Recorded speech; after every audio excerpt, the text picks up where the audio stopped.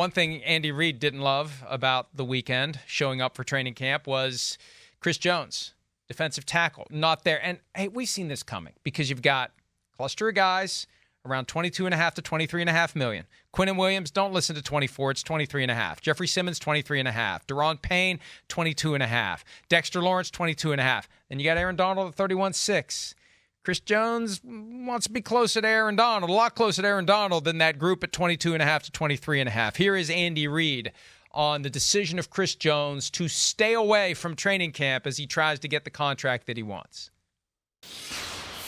And as far as Chris goes, we'll just see how things go here down the road. There had been communication. We'll see where it goes from here, and you know, we'll take it.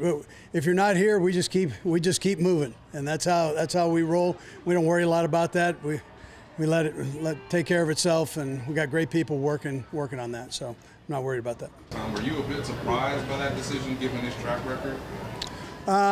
Yeah, I'd probably tell you that. Yeah, I was a bit surprised. Track record doesn't matter. Track record doesn't, and I don't want to hear anybody say he's breaching his contract. Every player in the NFL has two contracts: the contract between him and the team, and the contract between all players and all teams. And under the CBA, he has the right to stay away if he's willing to give up the $50,000 per day, non-waivable, for a player in his specific situation, not under his rookie contract with his original team.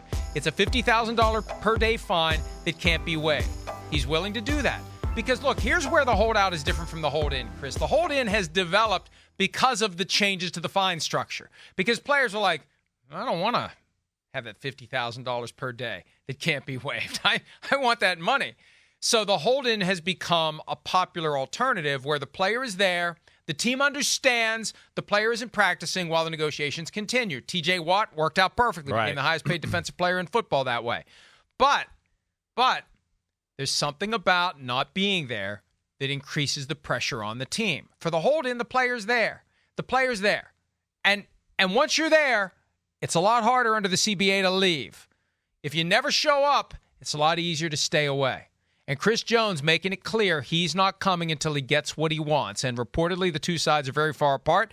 I would say the Chiefs are in the range of the deals we've seen at defensive tackle this year, and Jones is in the range of Aaron Donald. So they're going to have to bridge that gap. Yeah. And, Chris, the other side of it, too, they have Patrick Mahomes, who is happily underpaid, Travis Kelce, who is happily underpaid. I think they're hoping that Chris Jones is willing to be happily underpaid, and that's where this ends. That's where it's like, no. Those guys can all play deep into their 30s. I only got so many years. I'm 29. This is it for me. I'm not going to play until I'm 40. This is it. I got to get paid now. And I'm at my peak now, and the peak's going to start to dip. I got to get my money now. So I fully support him trying to get every last penny that he deserves for the position that he plays. Yeah, I agreed. And, it's interesting. First off, the Chiefs, we just saw them make a marquee move last year with a guy around this age, right? And go, okay, wait, we don't want to pay you and Tyreek Hill and do that, right? We're in year 7. It is D-tackle. We see players at defensive tackle still play at a high level at year 7, 8, 9, and 10. That's a thing, especially for freaks of nature like Chris Jones, right? And, you mentioned, and we know Mahomes is underpaid, and, yeah, Kelsey's underpaid. This is pretty egregiously underpaid as well. We're talking about a defensive tackle who was 4th in football in sacks last year. He's the only D tackle that's in the top 10 in sacks, right? And he's a D tackle, a true D tackle. It's not some guy that gets to play on the edge in certain situations or all that. It's very limited.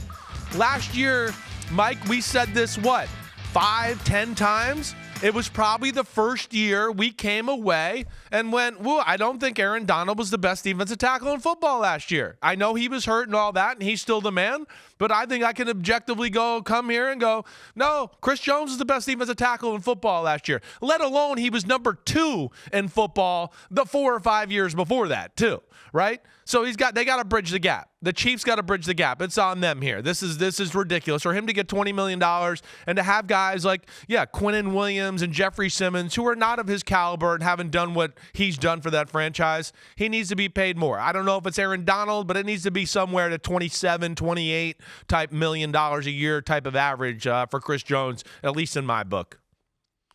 The Athletic apparently reported, according to Pete Demolitis, that he wants $30 million per year. That doesn't surprise me. Look, the cap has gone up since Aaron Donald has done his deal. And Jones, they don't win Super Bowl 54 without Chris Jones freaking out Jimmy Garoppolo and having him not spot a wide open George Kittle on a key third down that would have essentially iced the game. And they don't get to Super Bowl 57 without Jones waking up. Like Jones isn't dominant Aaron Donald style play in and play out. But and big he moments. knows when it's time to kick it in. That's right. And he does. When it felt like the Bengals were going to drive down the field and win the game with a field goal, he woke up and he kept the Bengals from doing it. And even with Patrick Mahomes, you got to have somebody who's going to make a play on defense, and Jones is the guy that they've been counting on to do it. You can't replace him like you replaced Tyreek Hill. And it was actually kind of, sorry, Tyreek, but it was addition by subtraction because Mahomes, we talked about it last year, maybe focusing too much on forcing it to Tyreek. And if Tyreek is agitating, I want the ball more, smooth it out, run the offense, and you're better. And they won the Super Bowl. Yeah. This ain't no Chris addition Jones by there's no other guy that you say, okay, go do what Chris Jones did. No, exactly right. It's a position that's extremely valuable, especially for them. Steve Spagnuolo, all the things they do on defense, they rely on Chris Jones to do a lot of things that go unnoticed to the untrained eye inside. He's a physical specimen. He is one of those guys when you're on the field or I'm at practice on a Friday before the Jaguars game or the pregame, where he's one of those guys you look at and just go, whoa, he makes them look special. I mean, not only with his play on the field, but just their look when they come out on the football field. So, I hope they can get this done. And I think this is one, too, where if I'm the Chiefs, I'm not afraid to pay a guy at this age a little bit more money maybe than we normally want to with our formula and all of that. Defensive tackle, freak of nature, seems like he keeps himself in shape. This is not a defensive tackle where we're going to go, ooh, he might get a little lazy here and put weight on or do anything like that. He's been a professional. I'd pay the premium to get him in there and continue this little dynasty run we got with the Chiefs right now. Hey, for running backs and defensive tackles, we've talked about this before. The mindset changes before and after you get your big contract. Potentially changes, right? You're hungrier. We were talking about it earlier with running backs. You'll run into that hole, put your head down and go when you haven't been paid. Once you gotten paid, well, we got to look at this a little differently. Jones got paid and got better. He did. Right. He got paid and he got better. Yeah, they want to be great there, right? That's the one thing I sense from this Kansas City team, being around them a little bit. It's why I picked them to go to the Super Bowl, I think 5 years in a row, and probably I'm going to pick them again this year because I think they're a team that feeds off the greatness. They want to be great. They're not content. You could tell that by Mahomes, Kelsey, Chris Jones interviews, whatever.